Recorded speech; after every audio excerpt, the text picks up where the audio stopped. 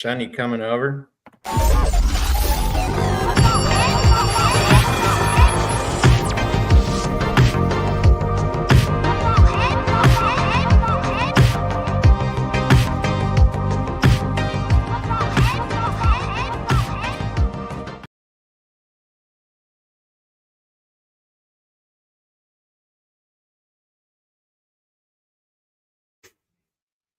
Can you guys hear anything? Hear ye, hear ye. Gotta unmute. Everyone's muted. Gotta unmute your mics. Hello. Commissioner There we here. go. It's been a minute. Live on the interwebs for the Homies Fantasy Football League. Year 100 for all we can track. Let's be honest, it's year 14, right? Year 14 Year 14. as far as the records go, I think. Should we call it year 1 AE after ESPN? Yeah. Oh, first year sleeper. Using sleeper this year. That's certainly something we can talk about. What did you guys like? I was 100% about it. I think I tried a sleeper league once before, and I didn't have the patience or something. I don't like change. I second that. I don't like change either, but I was happy that we did at the end. Yeah, I think it has a little more beneficial, a little more fun stats, random shit that actually means nothing, but it is interesting. That's true. I do think some of the analytics are a little hard to grasp. I think the biggest fucking benefit is no more Daniel Dopp, Matthew Berry, so-called expert, and the commercials. There's like an ad on ESPN all the time, like every Yeah.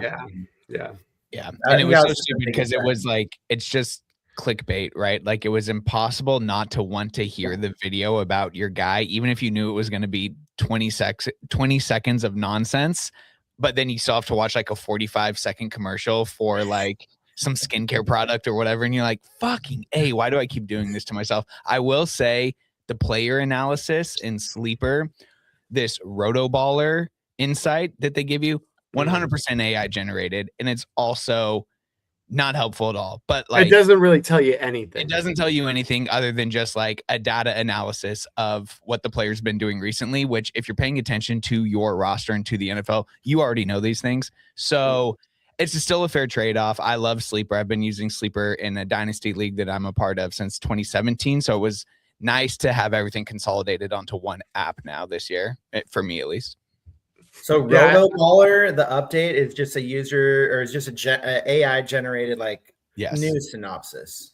Yeah. It's helpful. Yeah. It just tells you, and I guess, ESPN has a personal touch because they actually have writers. It's Mike Clay or whoever. Right. I don't give a fuck about those guys. But I did love Sleeper, the Sleeper app. The chat function was super easy. We never used that in the ESPN league all those years. So I really enjoyed that. And the fact that like it's your chat, but it's also like the updates of what like moves people are making, which, is always just so thrilling to see the commish pick a guy up 5 minutes later, drop him.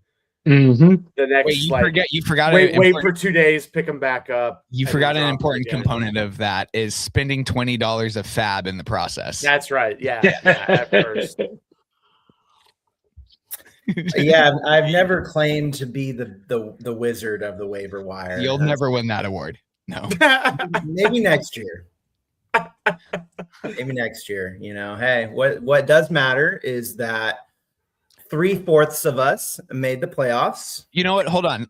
Before we get into what actually happened, because this is so close to the New Year's, and it's a season recap, but we can always look forward. Let's do this now. Do we have fantasy football resolutions going into next year? Like maybe Tim, yours is to be more patient on the waiver wire, or more? No, I think I'm fine on the waiver wire. I think my strategy is just perfect. Actually, I don't need to change anything. That'd definitely be mine for sure. Mine I feel like has been the same thing for the last couple of years, and I still cannot get away from taking the three best available running backs with my first 3 picks. But god damn it, do you really need a top 12 wide receiver on your team? You really have to. We have to. Yeah. I've been totally converted. I'm a wide receiver guy now. I used to stockpile the running backs. I'm all about getting 2 good wide receivers. 2. You want 2? I want 2. I made the playoffs with DeAndre Swift and fucking Rico Dowdle. Yeah, fair. Year, you know. Go ahead, Jen. With 2 great wide receivers, though, like there's always like the same top 5 guys you could say. Like off the top of our heads, we can name Justin Jefferson, Jamar Chase, and them. But it's that 6 Justin through Jefferson 15 is anything skill wise in real life. Someone who took Justin Jefferson in the first round and then got burnt by that, and then the year before went Devontae Adams and got burnt by that. I will continue to maintain that running back is king. I'm going to keep to that. If you can get a pass catching running back, that's still the elite option. Yeah, it's worth taking a wide receiver in the second round, but I'm going to take an elite running back. I mean, I do think next year we will see. This league has always been running back heavy. We always joke about it at the draft. It's a known thing. I do think this year we bucked that trend a little bit. I do think this upcoming season we are going to go back to seeing probably 8 or 9 running backs in the first round. I don't think Justin Jefferson, I don't think Jamar Chase get drafted within the top 8 this year. Coming up, I think it's going to go back to a lot of running backs, guys who fell to the second or third round this year, like James Cook or Jonathan Taylor. They'll all be top 10 guys again. Yeah. Christian McCaffrey. He's first again. Yeah, Derrick Henry. I think also something that I try to stay true to, and I've always stood by, is that you draft players on good teams. If you draft players that are on bad teams, or even I guess it's projections, right? Like it's projected bad teams, like the Dolphins. Like no one thought the Dolphins were going to do anything this year. Blaine drafted Devon Achane on that team, who's a good fantasy player. I was going to say he's top 10. Yeah, he was great. He's a great fantasy player, but you know, you're still not you're not going to have a good season if you have a team full of losers. It's a lot different from fantasy basketball in that sense, where it's like you can target guys on bad teams that grab a bunch of rebounds because they're always on the floor, right? Yeah. It's hard to get guys on bad offenses. Like I'm watching the Panthers game before we went live right here, and I'm like, Tedero McMillan looks pretty good and will probably be a stud next year. I'm like, but will the Panthers repeatedly have games where they're running 60 offensive plays? Probably not.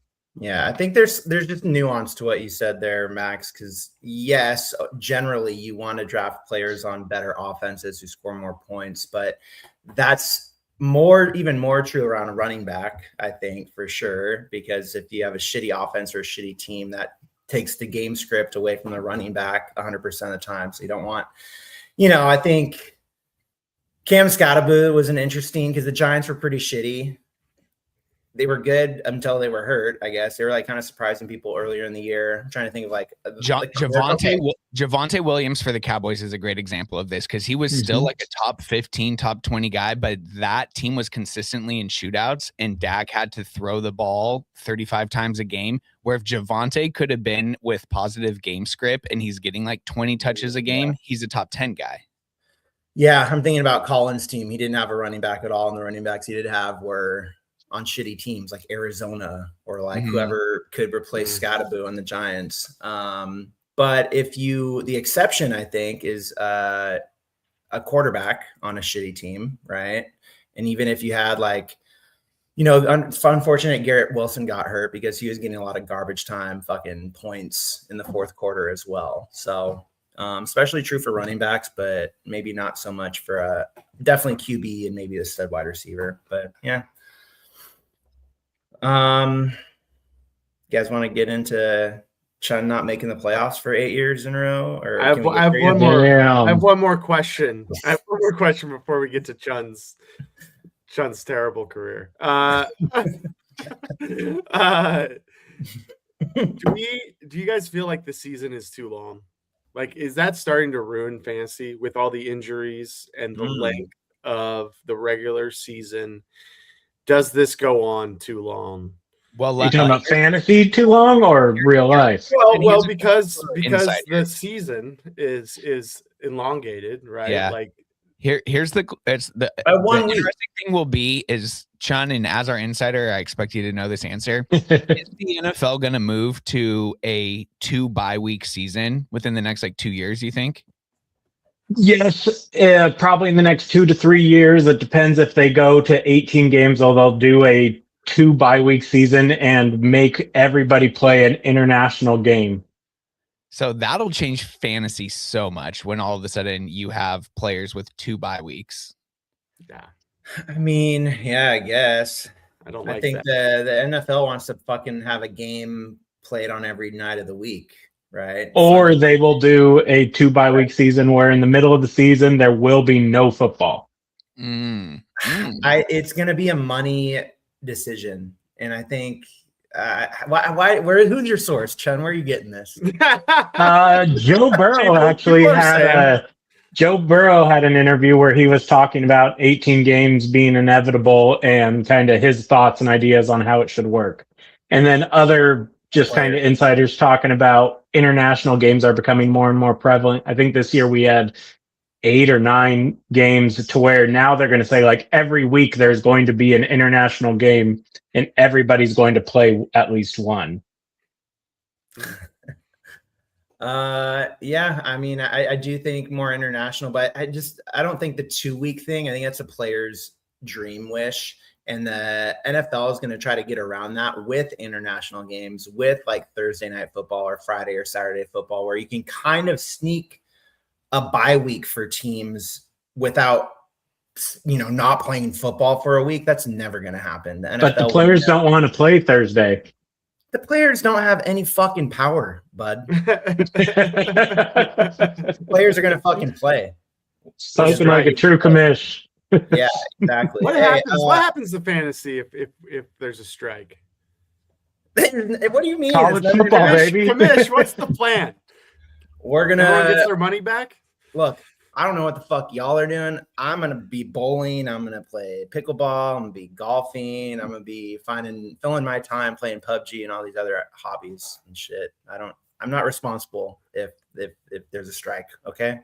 I don't think there'll ever be a strike now in the era of DraftKings and BetMGM and everything else. There's too much outside money, more outside money than there ever has been before coming into the NFL. And that's also why I think if we do go to, I say we, we're a part of this, but if it becomes a 2 bye week season, I can't imagine it would just be week 10, no football. That's just too much money loss for the NFL. Yeah.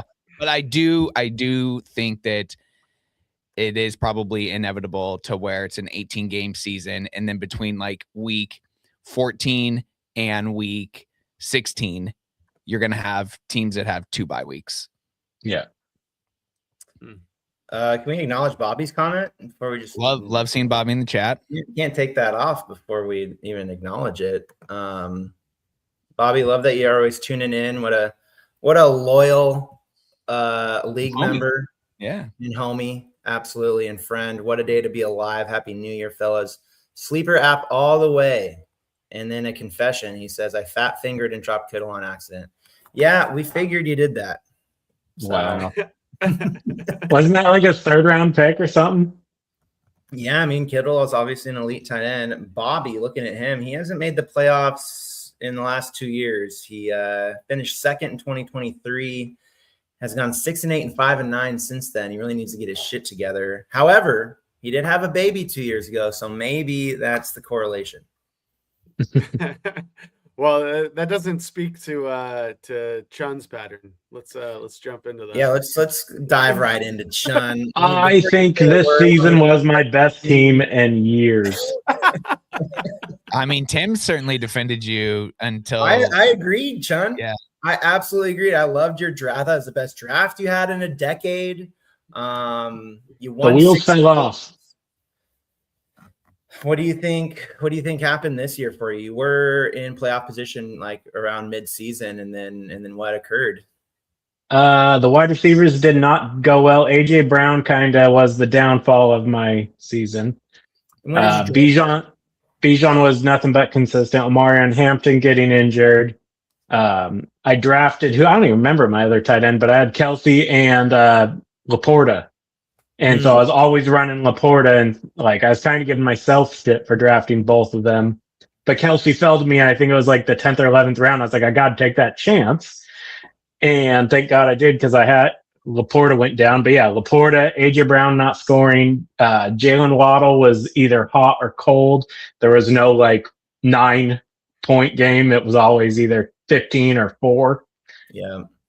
And Herbert. And there was one game where I missed AJ Brown being out. Literally, it was like 30 minutes before the game. They're like, yeah, he's out, and I didn't catch it. And Sounds that's like really the game. AJ Brown quite a bit. I'm curious when you drafted him. I want to say the 4th round. Okay.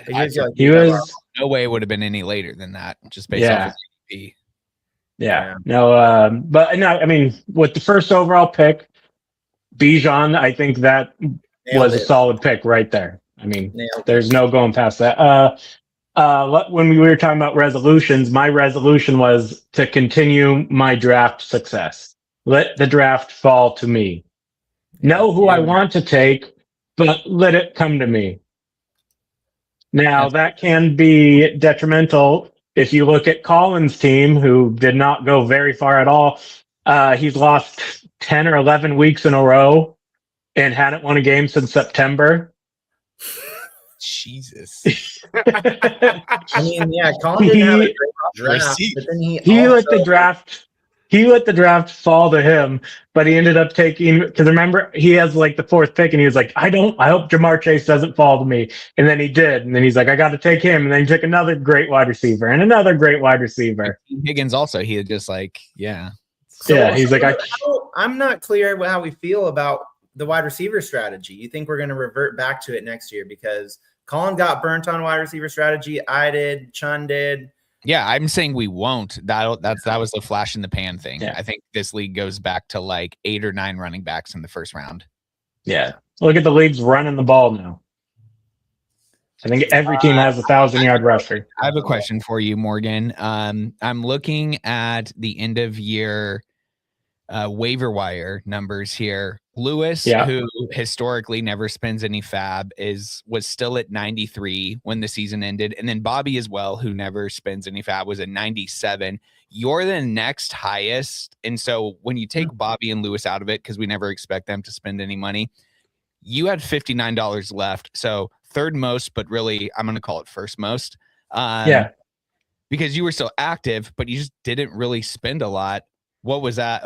What do you chalk that I up? liked my team. Like I said, I thought I had a good chance and a good team. As bad as AJ Brown played, it would be dumb to drop him.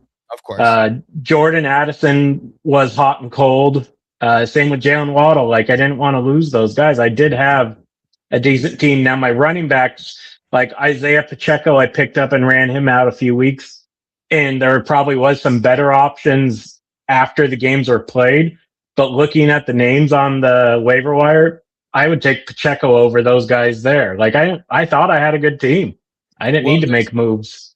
That's fair, because I do think there's a couple of guys, if you lose the sweepstakes, like Max gets Rico Dowdle. And I don't know how much you spent on him, Max. I don't know if you can remember off the top of your head, but like there usually only are a handful of guys at each position where if you don't get them, then they're going to stay on a team. And if you miss out, it doesn't really make sense to, unless you just want to spend it and like pick up your bye week defense for $10 or whatever. Yeah. So, okay. Just wanted to know. Yeah. I just thought, why lose the team? I'm looking at the transaction history for Rico. All it says is added from free agency. So no dollar amount. I don't think I paid anything for him. Oh, Jesus Christ. I mean, okay, waiver wire wizard. Can we give it to Fosberg? The trades he pulled off this year. My trades did finally come through this year. My resolution is one of them did. Continue to stick to my gut, and don't get too attached to anybody. I loved BTJ last year. He was like one of the bright spots on my team. I was very excited about him. Made you look really smart. Yeah, I picked him up in the 2nd round this year. And just right away, I just from watching him and watching that team early on, even though that team goes on to make the playoffs and have a great year in real life, but I could tell that he was not going to be the same producer just after 4 weeks. So being able to flip him and I used TJ Warren, who also had a really good start of the season, but being able to flip those guys for a tier for the number 1 tight end in the league in Trent McBride, who it doesn't matter who's throwing the ball to that guy. Well, just not to pat myself on the back, but it's like my favorite trade I've made in years. Well, it was the only trade you've won in years. So that was a good one to getting Trey McBride, I'd say, because the other ones, not so much. Certainly launched you in a playoff capacity. You were kind of a powerhouse number 1 seed looking like for a minute. And let's talk about how close final standings were here. We had 3 9-5 teams, 3 8-6 teams, 2 7-7 teams. That's the majority of the league is 500 or higher. Yeah, the most parity we've seen in a long time. There was no double-digit win team, which I feel like this league always has at least one of. And then I also think it's worth noting that one of those 7-7 teams, a glass of Chardonnay, was the league leader in points for. Yeah. I think after week 7, there was like 9 or 7, 5-4 teams. And there was like 1 8-2 team or whatever. So like 2 of those teams above 500 were not going to make the playoffs. Yeah, I'm like looking back on the records and the 7-7. Matt was 7-7 and was in the Skunk Bowl. Yeah, that's crazy. Just to have 8 of 12 still competitive, like in the last couple of weeks of the season. That's all you can ask for. You're welcome. Great season. It was by far the best season I think this league's had in a long time, competitive wise, for sure. Now we have a new skunk. We have a new skunk and we have a new champion. So that's always fun to see too. Not the same people getting recycled and back there. Matt was facing his third or fourth punishment. Third punishment. And thank it's God. An exclusive club. No one wanted to see that again. Yeah, no one's ever been the 3-time skunk.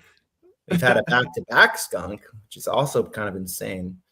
I think we've had 2 back-to-back skunks. Not quite. There's a skip. Red. Yep. Red's the only back-to-back. Okay. My screen? No. I thought Max was back-to-back too. I think I had a year in between. I think. Okay. Yeah, just talking to Matt a little bit throughout the season, and then we were fortunate enough to get to spend some time with him and a couple of the other homies the other night. He saw it coming. He knew that this team was not maybe what their record showed going into the final couple of weeks of the season. But he was fortunate enough to go up against another team, Colin, the new skunk, who also knew very early on, I think, that this was going to be a down year for him. Was Colin historically bad this year? I would say that Colin's trend has been mostly on the up, was an upward trajectory as far as like, quote unquote, figuring it out. I think he had a couple of down years, but he win it all a couple of years ago? Or maybe was in the finals. No, it's was been maybe a while in the since finals. Look, I'm trying to share my screen so I can Hollow records. They won't let me do it. I think this season, historically, losing 10 in a row was a really bad year for him. But different from what we've come to know. Okay, let's see here. So here's Colin. Last 3 years he had done really well. Yeah. Pretty wild. Sometimes I just stare at this, you know. roster bait. It's just fun to look at. Now, does this here? I have a obviously this the win-loss totals only reflect the regular season. They don't reflect playoff wins and losses. How now you of course have it color coded to show who was first, second, and last for a given year. But so like the win-loss totals only show regular season win-loss, correct? Correct. Okay. Correct. Yeah. Check this out. This is impressive as it is sad. It's crazy. No skunks. Not a lot of color on. No color. This guy likes white bread and potatoes. Look, man, I can't be skunked. Because you're the host? Is that why you host the draft so you can't? No, I'm not afraid of the skunk ball. I'll take anybody on any day. I'm undefeated. I do think that you have momentum to work on for next year. Like this was overall, you were 6-8, same record. I think your team was better than it has been. I think I said it in the chat. I said that loser bracket Morgan is the best manager in the league. Yeah. I get a consolation bracket. This was the first year I will say, like, there was without a doubt. I was like, I'm not going to the skunk bowl because I think I've played in the last 3 in a row. So that's something that's different with Sleeper is that. Yeah, I did like the buys.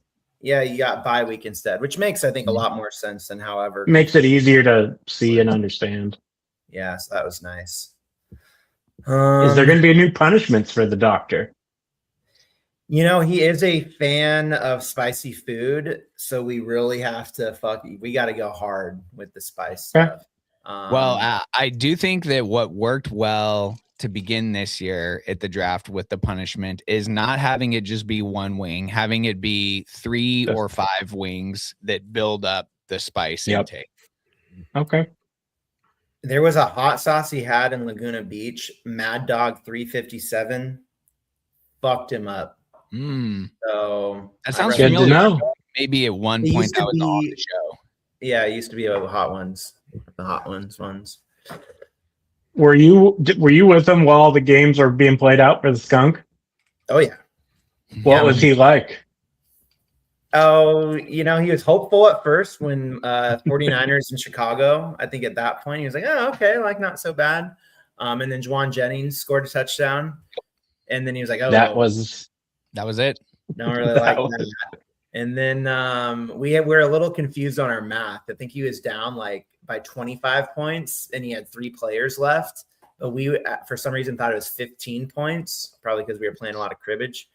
And then we were like, wait, 3 and one of them was Blake Corum, who's not like going to get much. And who got injured that game. Yeah, Landman, and then someone else who'd never fucking played. So it's like, dude, yeah, you're done for. So we knew it pretty much after the 49ers. I think it was Drake London who was coming back off of an injury. And it's funny because the Falcons played really well in that game against the Rams, but he was just not featured. Correct. Yep. It was a huge Bijan game. Bijan. Now, looking at the games, all right, I got a question for you guys. Looking at the games on Sundays and you're scrolling on your phone, what teams did you find yourself kind of pulling for, hoping that they would get the win? Like, I'll say, like, I was always cheering for Blaine because his team was really good. He just had shit luck in getting outscored. I mean, he had, if not the most points, at least top 3 points of the league and the most points scored against him. And for the first 5 weeks, I think he was 0-5 or something, but was outscoring people. Yeah, some other teams at the end there overtook him for most points against. Yeah, I was in the opposite camp of I was consistently rooting against Blaine because I knew if he makes the playoffs, his team is so dangerous. Yeah, because of how many points they can score. Yeah, I'm always rooting against the commissioner. I don't think that really.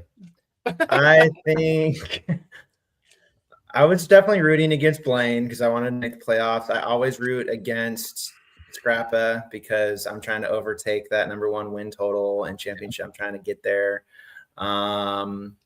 Always rooting against Andy, because Andy's team was such a wagon all year long. I was like, fuck, man. Like when he started losing guys to injury, and I think he was maybe one of the 8-2 teams that then lost one or two or started alternating wins and losses. I was like, okay, good. He bleeds.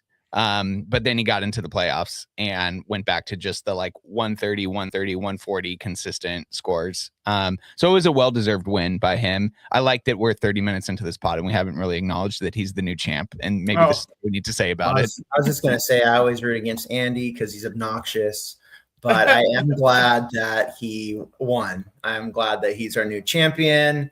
Lou, who had historically never won a championship, until a couple of years ago. And then obviously Camille, it looked like Camille was going to repeat. So Lou and Camille, the out-of-staters, had really dominated the last couple of years, and it was looking like one of them was likely to be the winner again. Andrew comes in with his obnoxious self, and he right on cue in the chat wins and beats Lou and sends Lou his second place. So Andrew, I talked to Camille. Camille sent the belt in the mail directly to you. Shout out to Camille for being Johnny on the spot with that. Well, yeah, I reminded him and texted him. He's like, yeah, I'll do it that day, which is really great. He doesn't know Andrew's last name, so he said Andy L, and I gave him your address. Hopefully it gets there. Where'd the L come from? I don't know. Andy L is what he said. Okay. Yep. And yeah. So, I have a question. Andrew. I have a question. Okay, and maybe Andrew's in the chat with us right now, and so he can let us know. I certainly haven't talked to the former Andy of Andy Stack. Do you think Red knows that? Oh yeah, Red. Do you think Red knows that his former team won it this year? No. Do you think Van told him? No. Yeah, not at all. Red's in Argentina. He's truly moved on. We should all send congrats text to Red. Red should get the title, not Andy. Red owns the team. Red stole his team. All right, Red's gone. There's Andrew saying, I don't think he has any idea. I love it. You didn't text him as the manager or anything? I would have loved to have known. Hey, wait. What time is it in South America right now? Can Nick Anderson be our first phone call that we try to make? It is in the evening. It's in the evening. I'll call. It's got to be the same time, isn't it? Just kind of like right below us, maybe an hour or two ahead. It's no, Chun. It's a little bit further. It's like 4 or 5 hours, maybe 6. I would love to know if, and now obviously Van Camp just let us know that he did not let him know. But if the response was just like, oh, cool, great, but we can maybe hear that firsthand here. If he's just like, cool, why are you calling me? Why are you calling me? Yeah, well, this time it's a better reason than when he was skunk. Who hit you guys up most for trades? Kev. Kev. He was scrambling. He panicked a bit. I think, if he stands strong, down the line of the season, I think he has a better record. And I think there was one that was either Hampton or Bijan. He was like, what do you need or what do you want for them? I was like, not giving either of them up. And the only person I want on your team is Henry. And you can't afford to give him up.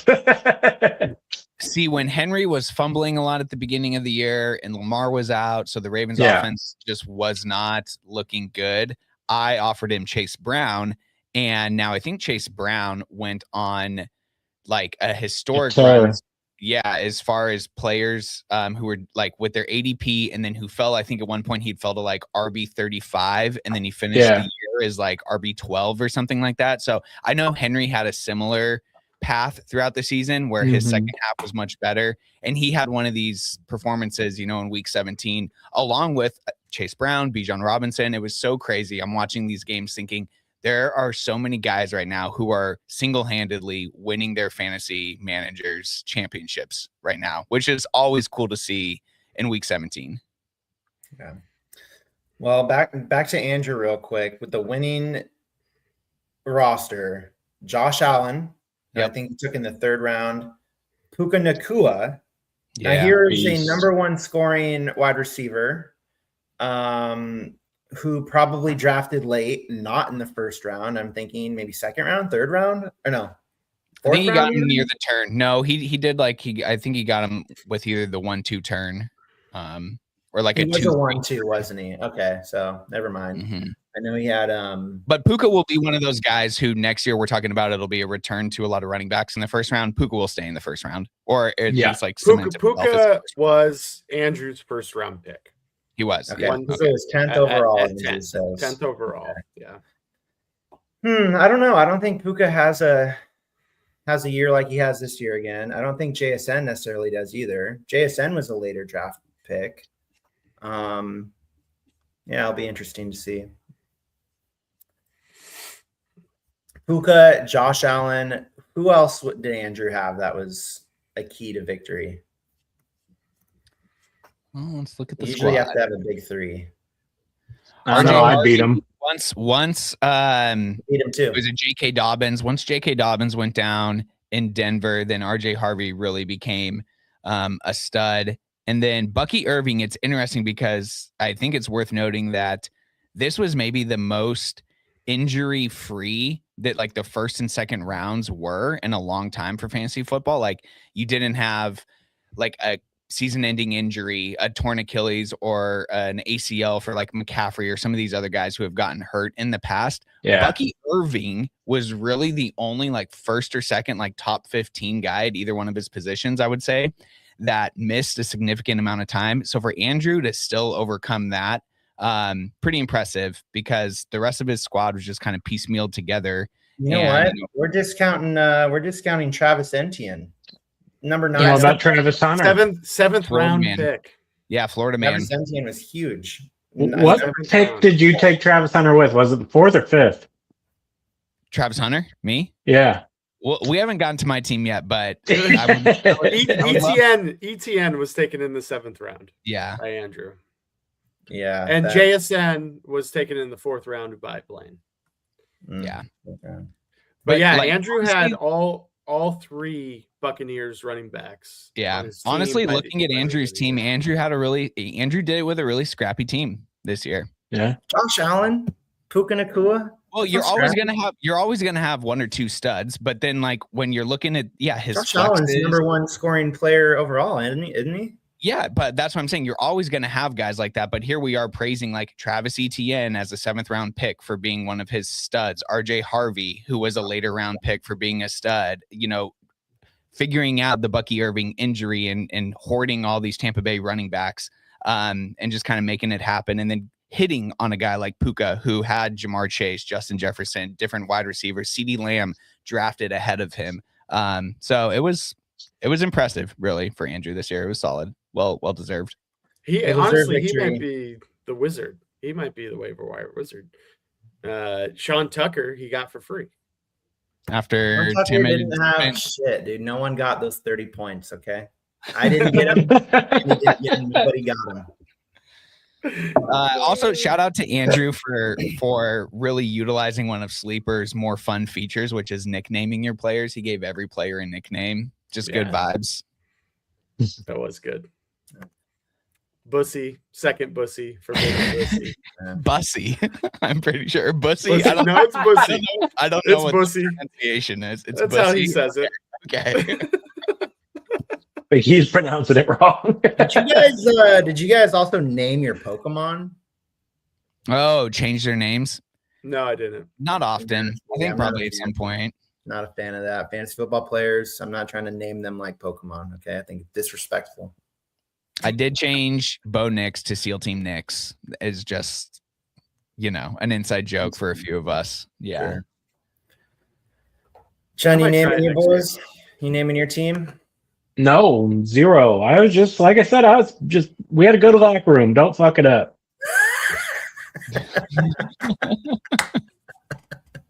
I love it. Awesome. Yeah, I made the playoffs in Lose League for my 7th straight year. No one cares about that league. Doesn't matter. That doesn't matter. Let's talk about Travis Etienne now, or not Travis Etienne. Travis Hunter. Travis Hunter. And yeah, that crazy pick. To do what I did this year with no first round pick, truly. Yeah. We want to talk about like no studs got hurt. Obviously, Travis Hunter getting hurt kind of ruined my whole strategy of having a wide receiver in my IDP spot. And what hurt so much was that it was a non-contact injury at practice coming off of a bye week when they had played a London game before. And it's so funny because this has always happened with the Jags. They historically play really well in London. Travis Hunter had like 7 catches, over 100 yards, scored his first touchdown in that game. And I thought, I got it. They've unlocked him, and I've got exactly what I wanted now coming down the stretch, which is like a 15-point weekly advantage in the IDP spot because he was still doing decent numbers on defense, like getting a couple pass deflections, a couple tackles. So it wasn't like I had totally missed on the strategy when it wasn't quote unquote working, because he was still getting like 6, 7, 8, 9 points a game if it was like a good game for him on defense with a handful of catches. But it was like a 25-point game for him. And then they go on by, and then he gets hurt. And so making the playoffs without my first round pick in this like wild strategy, it'll be interesting to see where he gets drafted next year, and especially what happens with that Jacksonville wide receiver room, because they extend Jacoby Myers after they trade for him. Brian Thomas Jr. isn't going anywhere. Parker Washington, some of these other guys, maybe BTJ goes somewhere, but like all of a sudden Brenton Strange emerges as a pass catcher. ETN gets a handful of targets every game. So what looked like a clear pathway to a lot of targets and a lot of production before Travis Hunter got hurt is now all of a sudden a really crowded receiver room and an offense that has really found the groove without him and could make a deep playoff run here. So like, how much do you want to change things with him coming back? Does he become more of a defensive player? So it'll be interesting, but yeah, I still stand by it. Now it's easy to say that when I make the playoffs in spite of him this year. But no, don't regret it. I think with all the first round misses, you can kind of afford, and you proved it, you can afford to take a huge risk like that and just kind of like say, fuck it. Yeah, and get depth elsewhere. Well, just think where your team would be, though, if he never got hurt and he did boom. I know, because then what I'm talking about with like, you still need a wide receiver, blah, blah, blah, blah, blah. If I could have had DK Metcalf, who was consistently like a top 20 guy, but not a stud this year, and then fill in a wide receiver 2, who's more of just like a PPR person on another team, but then still having that third wide receiver in an IDP spot. I don't know. I think in IDP leagues, and depending on how Sleeper or ESPN or whatever platform you play on, depending on how they want to label him as a player, will still create a lot of intrigue in fantasy going forward. I don't think like the Travis Hunter experiment is over when it comes to being a two-way player for fantasy. He was a rookie. He's got to beef up. He's going to get, healthy and get his endurance up, and then he'll play both. That's kind of a nice segue. You mentioned IDP. Yeah. I've been floating an idea out there, talking to individual league members, and I'm very, very close to making an announcement very, very soon.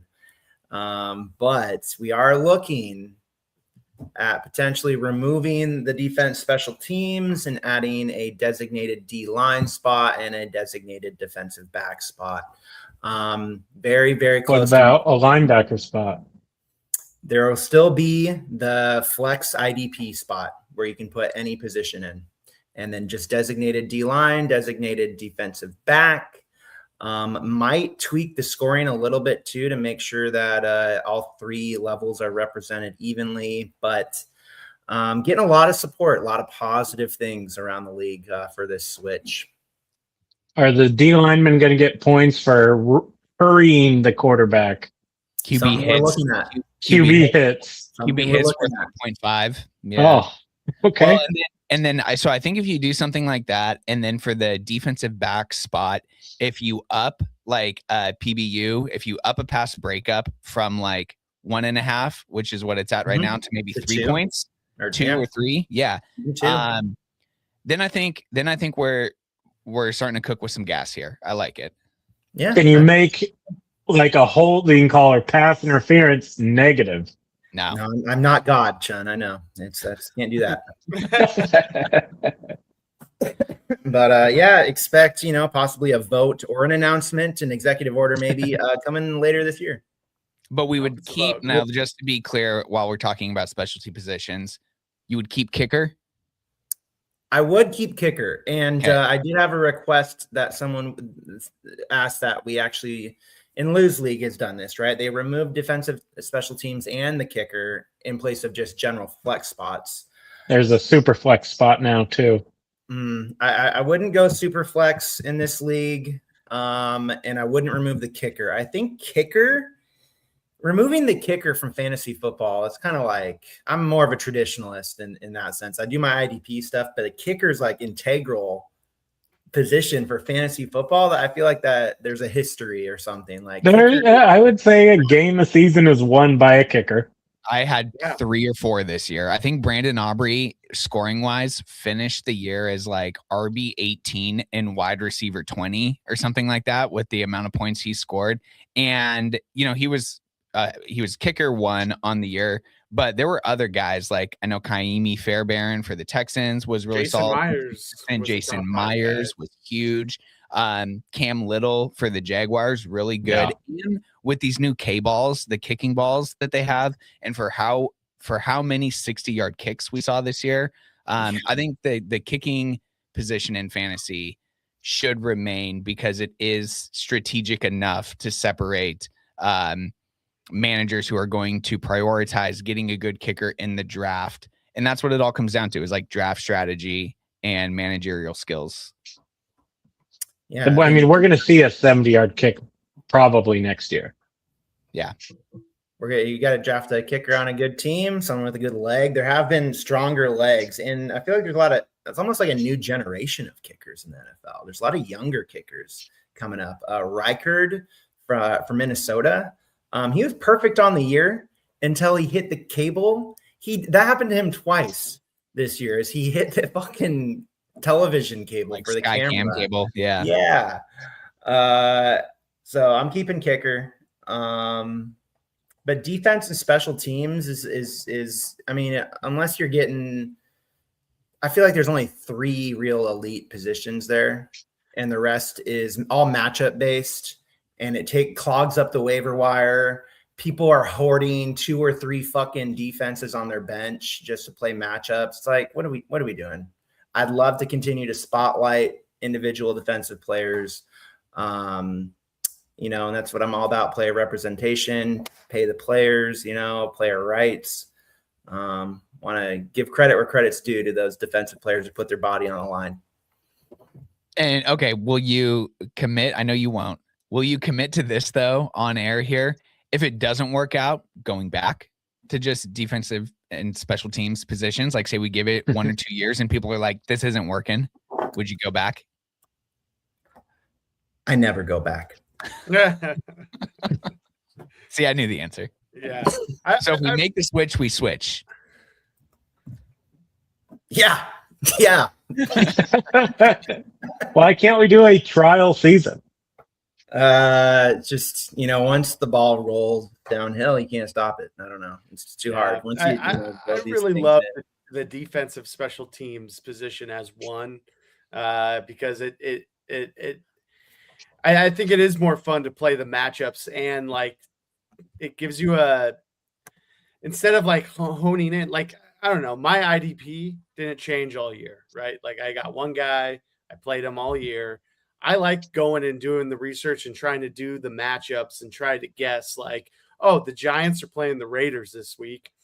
The Giants are going to score, are going to have a good defensive week. Yeah, that's fair. And I just think that's take it another level down. Take it another level down. Okay, if this defense is going to have a good week because that's a poor matchup, they might get turnovers. Who on this defense is going to cause that?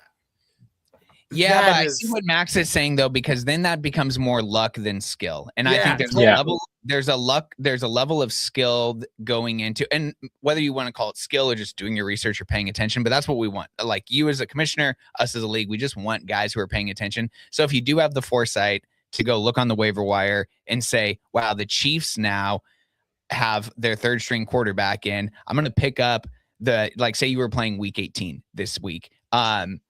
And you're like, the Raiders defense is just sitting there. Now, maybe you could be like, okay, so I'm just going to go get Max Crosby. But chances are, if we're in an IDP league, Crosby, I think, is already taken. Is already taken. But the Ravens you're guessing. Yeah. The Raiders defense is definitely still sitting there on the waiver wire. Yeah. Who was the top cornerback then in D lineman, Tim, this season? Who would it be? Myles Garrett, definitely top D lineman. Corner would probably be whoever led with interceptions or tackles would be my guess. Doesn't have to be a corner necessarily. It can be a safety. Yeah, it could be a safety. Safeties would be probably better. Let's look it up. Yeah, Kyle Hamilton maybe. I'm just thinking of guys who are around the ball a lot. Jabril Peppers. Someone from I wish. Peppers doesn't even play. He's a Steeler now. What do you mean? He's a Steeler. My guess would maybe be someone from the Texans. Maybe not Stingley because guys go away from him, but Kamari Lassiter, yeah. The top scoring defensive backs, and I have to go to a different league since we don't have this category in Spoon. Does this make sense? Is it true? It's not Spoon. No. Lassiter from Houston. Good, John. Fucking ball knowers. Did you say Lassiter? Yeah, we did. Yeah, about so he's 2 minutes ago. Sorry, I was looking up how to get this. There was an interview with D'Amico Ryans, and they're like, "Who on your team do you want getting off the bus first for the other team to see?" And he's like, "Lassiter." And they thought it would be like a D lineman or something. He's like, "No, Lassiter's a dog." Lassiter scored almost 150 points. You have Tyson Campbell from the Browns. He scored about 140. He was traded midseason. Tyke Smith is another one. Safety for Tampa Bay Buccaneers. Never heard of the guy. Mike Jackson, Cooper DeJean, even Nick Cross. These were some of the Derwin James kind of up there. DBs are about 150.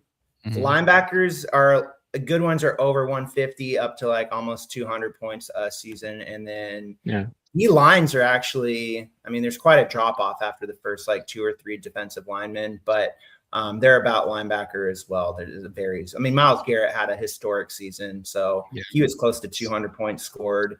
You have Brian Burns from the New York Giants, Crosby, Hutchinson, Jeffrey Simmons from Tennessee, even you throw him in there. So what will a QB hit be? A QB hit, I don't know, half a point. I think half a point's fair. Defense is such it's not individual like offenses, right? Like offense, like players are getting the ball and making moves. Defense is such more about the unit and the cohesiveness of that unit. It goes both ways. It's a false argument. Offense is just as much a team sport anyway. Sure, but like what makes it a false argument? JSN can have an amazing game and the Seahawks can still only score like 10 points. But the defense too. I don't know. You can give up a ton of points and someone could have 20 tackles or whatever. It's just another level. It's another spotlight. Maybe, look, I'm whipping votes. So ultimately it's going to be what it's going to be, but we could keep the defense special team and just add a couple more. If we just add 2 more. Save the defense. Okay, so Chun and Max are obviously negative. Scrap is on the fence. I think. Listen, put it up for a vote. Put it up for a vote. Yeah, I'm pro switch. If I had to make a decision. Yeah. Okay. I want to highlight a few. We'll start with this.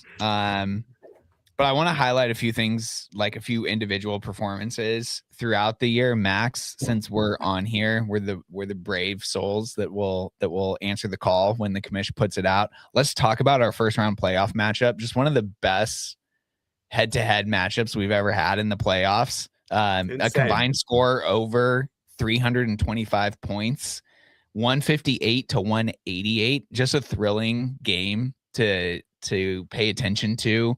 The guys going back and forth, putting up numbers, just a pleasure to be a part of. But then also there were so many, I feel like, Sunday night and Monday night football games, IRL, that then determined games this year in fantasy, where we like the chat was buzzing. I think that's why we all love the chat so much this year. Because I mean, we're talking about fractional wins, half a point, 1 point, 1.5 points decided on Sunday night and Monday night. I don't have the full season in front of me here to look back and see what some of those were and to see if they actually were decided on those nights. But just anecdotally, I feel like that happened a lot this year. So really fun. Obviously, you can't predict that, but I think that's what helped make this season memorable as well, is that wins were snatched from the jaws of defeat in the waning seconds of games. A few times. Yeah, more than ever this year, I feel like teams were never out of it. A lot of time, and even in that playoff game that we had, like as soon as you're up, I think you were at one point, it was like 85 to 35 because of fucking Trevor Lawrence, baby. Yeah.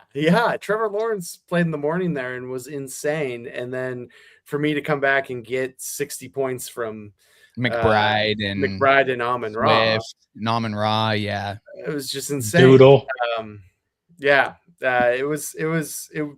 just think it speaks to the competitiveness of this league this year and how, again, best year might be the best year we've had in the league. Only takes 14 years to get there, but Tim and I threw this idea around the other day. This would be a huge switch. This completely shakes up the playoffs. You could theoretically do it for both the championship bracket and the consolation bracket, though. Here's an idea. This would guarantee that the best teams continue to move on and the worst teams continue to get closer to the Skunk Bowl. But think about this. So you have your number 1 and number 2 seeds both get buys. I hope Max can still hear me. Your number 1 and number 2 seeds both get buys in the first round. And then your 3, 4, 5, and 6 teams are not necessarily competing against anybody. You're competing against everyone, though, who is in that position. And the top 2 scoring teams that week move on. And the 2 lowest scoring teams are eliminated. You're not a head-to-head matchup. It's no head-to-head matchup. Yeah, it's just the overall score that week. Yeah. And then the same thing happens in the next round. The 1 and 2 seed re-enter, and you have your 2 teams that scored the most points the previous week, and you have your 1 and 2 seeds. And it's the same thing again. The top 2 scoring teams move on. And then in the championship, in the final week, then it obviously becomes a head-to-head matchup. Is that a possible setup? I don't know, but if it is, I think it's work to do, huh? If it's a possible setup, I think it's worth looking into. And I think it's a.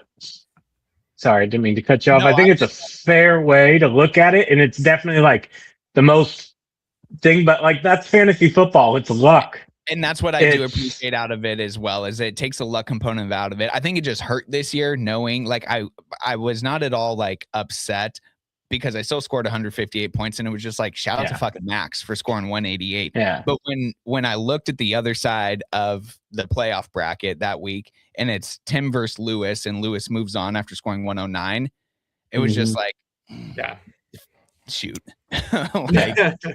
It doesn't look like there's any built-in settings. We do have playoff seeding rules as a reseed, so the higher seeded teams will always play the lower seeded teams, but there's nothing that would change it to what you just described. Yeah. That's $1 million idea, Alex, for your own fantasy football app.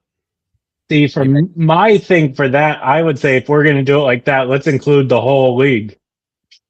Because what if that bottom team could sneak a win. And the whole fucking you wasted all the hard work. The whole season doesn't matter then. What you're starting to talk about though, Morgan, and this would just count for the regular season, and then the playoffs still become the playoffs, and your seeding could be whatever. But that's basically what a best ball league is. Yeah, in daily fantasy. Yeah, you just draft a team and you get every single point scored by your team. There is no like starting lineup and no bench. Yeah. You just play your whole team every week. Mm-hmm. Yeah, so we're starting to get away from just a regular fantasy league. Yeah. I will say like adding 3 IDPs. Pretty much same thing. The only thing that was a downer this year was the championship game, right? Like, and I feel like we've had stinker championship games the last couple of years where one team just blows out the other team. It's not even close. Yeah. You know what's actually crazy? Looking at the third place game that was played between Max and Camille, that's 125 to 124. And Andrew wins the championship by scoring 123. 123. Yeah. So once again, like if now because of, going off of the situation that I proposed, it still would have been Lewis and Andrew because in the semis, Camille and Max have down weeks, so they wouldn't have moved on. But yeah, it's but you would have moved on, right, Alex? True. I would have been there. You and I would have moved on. Yeah. I would have been there instead of Lewis. Yeah. I think the more we talk about this, the more I'm against it. It's interesting though, because I would have been there instead of Lewis, and then I would have beat Camille because and if I had scored a few more points, and I would have and if we would have done this, and if I had played this points wouldn't have made it. Alex, that really is a good twist on a new fantasy app for playoffs. Yeah, like this is my new fantasy football app, and this is how our playoffs are structured. Maybe I can get AI to build it for me. Yeah, that's a new flavor. Let's giving away $1 million ideas to all the viewers out there. Luckily, no one's watching right now. Dump it. Andrew and Robert have probably signed out, huh? Yeah, they sure have. Okay, let's just go through our end of the year awards then. All right. And we're doing this totally on the fly. I'll nominate. See, Andrew's already been manager of the year once, but I mean, I'll nominate Max for manager of the year. The green lights are both steady. I know, but I can't get the TV to come on. Mary. Mom,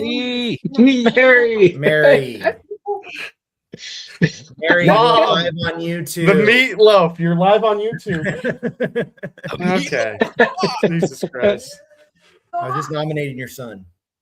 What's your manager of the year? I'm in to tell you that the Buccaneers are going to win the game. Are did win?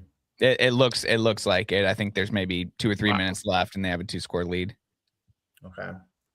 Must win for the Seahawks now. I think Andy, Max, and I don't know. Andy or Max for manager of the year, maybe Camille, maybe Lou. But I think Max did.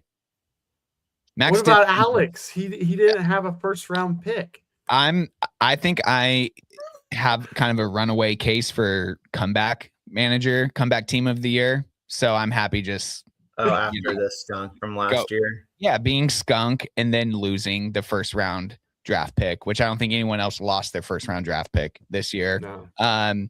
So I think the adversity of not having the best position going into the lottery, first of all, love, again, just always going to champion us having that lottery. That's one of the coolest parts of this league, and making a whole event out of it.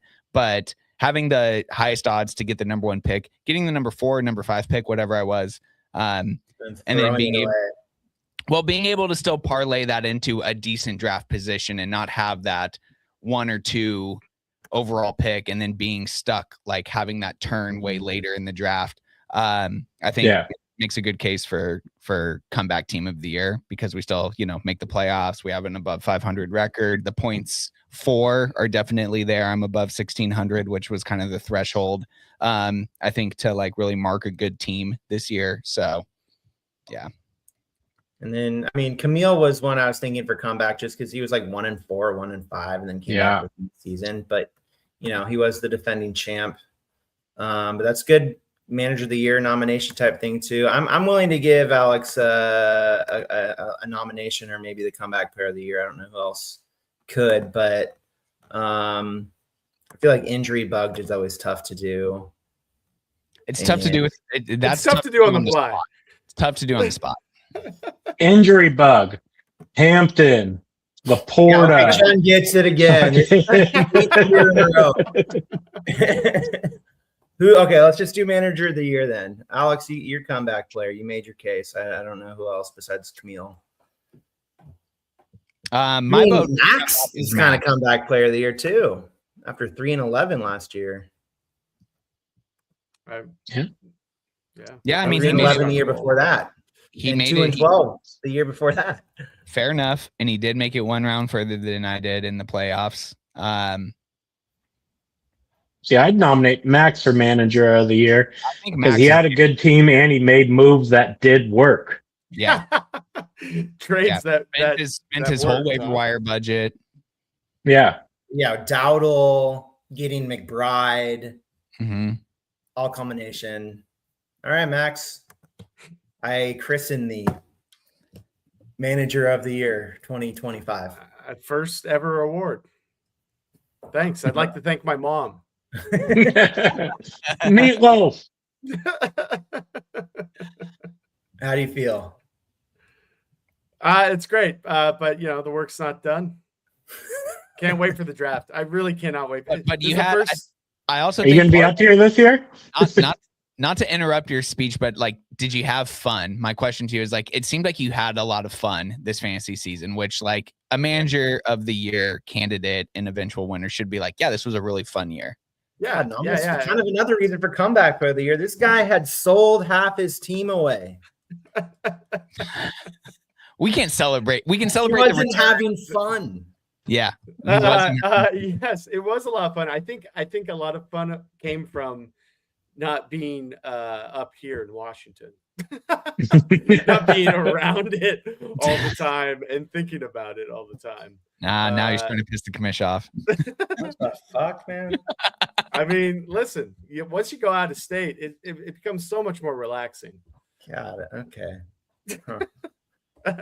Matt Legg just said this just popped up. Wait, is he in here? No. Sorry, Matt. We're about wrapping it up here. We're just honoring ourselves with Manager of the Year award and Comeback Player of the Year award. And you can go back and watch the VOD where we talk about your skunk performance. I haven't been this excited about next year's draft in a long time. There you go. Can't wait. Can't come soon enough. Can't come soon enough. I'm excited about fantasy number football one again. Probably back-to-back years. Jonathan Taylor, Christian McCaffrey, Puka, JSN. Yeah. Keep sleeping on James Cook, please. Trey McBride. Amon-Ra. I want my sun god back. I'll put it out there right now. Jameer Gibbs. What are we talking about? Jameer Gibbs. Jameer Gibbs. Yeah. Yes, it's a good one. Montgomery's not going to be there next year. Yeah. Interesting. Who else?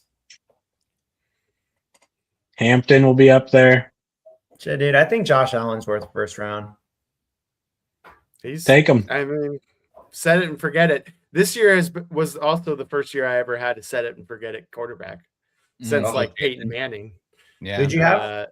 Jalen Hurts, and granted, not the most consistent guy in the world, but you were talking about the rushing floor. Benching him back in like week 6 or so. You were benching this guy. I should have played Goff for that week. Yeah.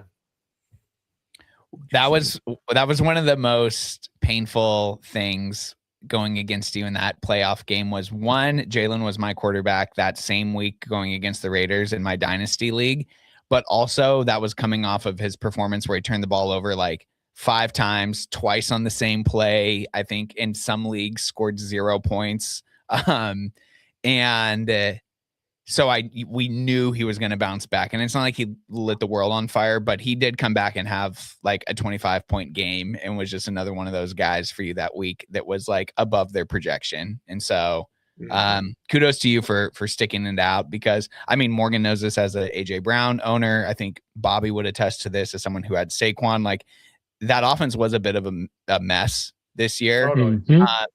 And that's the interesting thing about fantasy football, and something that, like, I don't know if it's a resolution, but it's just something that I think we all need to remember right now is, like, if you just look at the end of the season numbers and you look at like average points per game, and if you bake that into then where their ADP should be for the next year, like, not all average points per game look the same, you know? And so, like, Saquon's a guy that I don't want any piece of once he gets to like the other side of 30. And McCaffrey's somebody who's like average points per game this year are going to be so good because he stayed healthy, right? Like, there's so many different factors that go into it.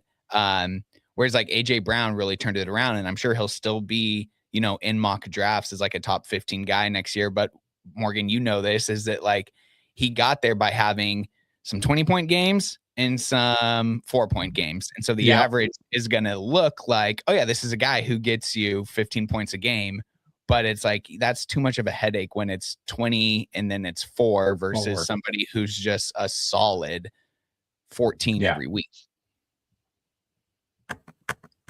Yeah, no, you got to find out. I mean, somebody like that, Mecca Buka was solid all year round. I think every game he had no less than 10. He wasn't? He was on max. No, he fell off real hard. Second hit that rookie wall. Yeah, the first half of the first 9 games of the season, he was a stud, which is why I felt good to trade away Brian Thomas Jr. But Brian Thomas Jr. didn't have that great of a season. No, he didn't. He didn't. But I think sticking with Emeka for the whole season probably is why I didn't make it past 2 rounds of the playoffs. Yeah, that's tough. Well, regardless, you're still manager of the year. Congratulations. Thank you, homies. Well done, everyone here on the podcast. Even Chun, good job. Congrats to Matt. Chun, you always do a good job. Thanks. Congrats to Matt for not making us watch you do the skunk again. That's awesome. Narrowly escaping it, yeah. So glad that Colin is going to be the skunk. That's awesome. That's going to be so fun. And congrats to Andy for winning his first championship belt. His 3rd year officially in the league. This guy, we need to look out for him. Got to look out for this guy. So when's Camille sending the belt to Red? That's very good. I don't know. It's going to Andrew's house. Red, as far as I'm concerned, doesn't want nothing to do with us anymore. All right. If Andrew goes back and listens to this or watches it, my only ask is that, and I think he'll be somebody that will do this, but like when we're playing pickleball in the middle of the summer and we're not even thinking about fantasy football, he just needs to bring the belt out. Like, now that the belt's back in state, I want to see the belt. Bring it around. Needs to be a lot of shit talking. Yeah, it's high quality.